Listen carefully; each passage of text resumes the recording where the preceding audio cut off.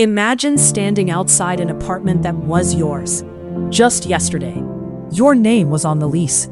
Your couch was by that window. And now, the locks have been changed. This happened to Marcus not once, not twice, but 3 times before the age of 34. Marcus grew up in a small apartment on the east side of the city with his mom and 2 younger sisters. His mom worked double shifts at a grocery store, and even then, there were months where dinner was rice and prayer. He watched money stress destroy relationships around him. He swore to himself he would be different. But life doesn't always care about your promises. The warehouse let him go with 2 weeks' notice and a sorry look. Marcus told himself it would be fine. He had savings. Well, a little. He'd find something fast. But 2 weeks became 2 months. The savings dried up. He borrowed from his girlfriend, then from his mom, then from a friend. He was juggling calls from his landlord the way some people juggle meetings. And one cold Tuesday morning, there was a notice on his door. He had 30 days to leave. He packed everything into garbage bags and moved onto his cousin's couch. He was 24 years old and felt like a failure. By 28, Marcus had found his footing again, or so he thought. He had a new job, a new place, and a newfound love for credit cards. And I say that with empathy, because a lot of us have been there. He didn't buy flashy things. He just tried to feel normal. A decent meal here, a jacket there, a trip with friends he didn't want to miss. Small things that added up into a mountain of debt he couldn't see coming.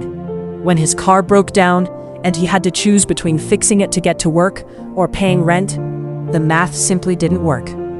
Eviction number 2 came quietly. His landlord was even kind about it.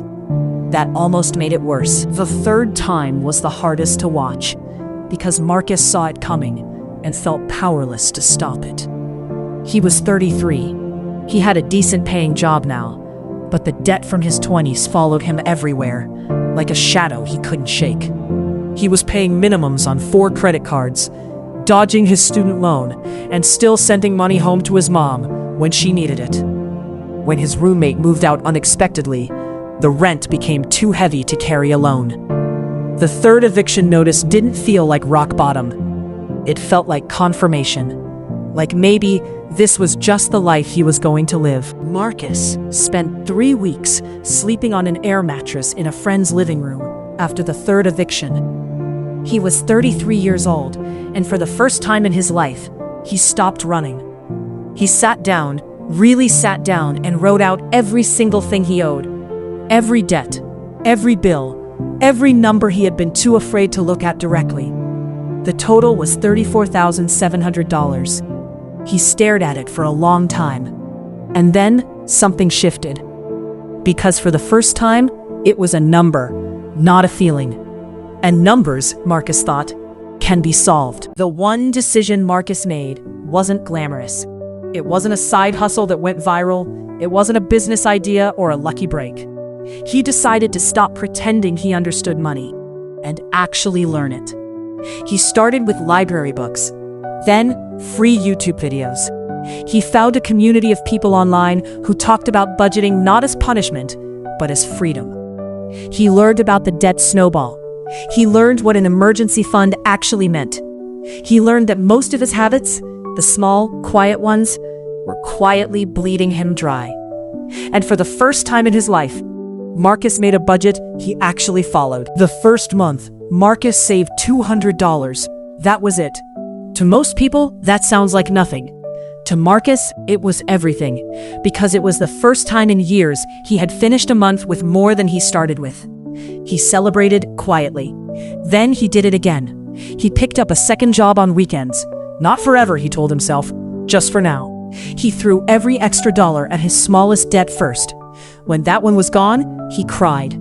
A grown man sitting in his car outside a gas station, crying over a zero balance. And it didn't stop there. By month 8, he had paid off 2 cards. By month 14, he had a real emergency fund.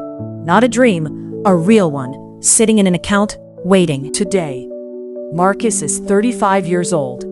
He has his own apartment, one he chose, not one he settled for. He has no credit card debt.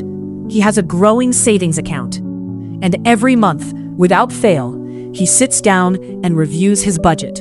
Not because he has to, but because he's learned that money only works for you when you pay attention to it. He's not rich.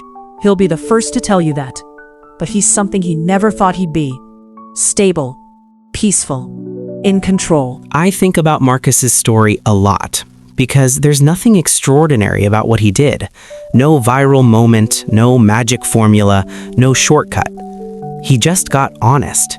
He got quiet, and he made one decision to stop avoiding the thing that scared him most. The truth is, most of us aren't broke because we're lazy or irresponsible. We're broke because nobody ever sat us down and told us how money actually works, because we were taught to earn it, but never taught to keep it. And that's what this channel is about. Real stories, real people, real financial comebacks. If Marcus's story resonated with you,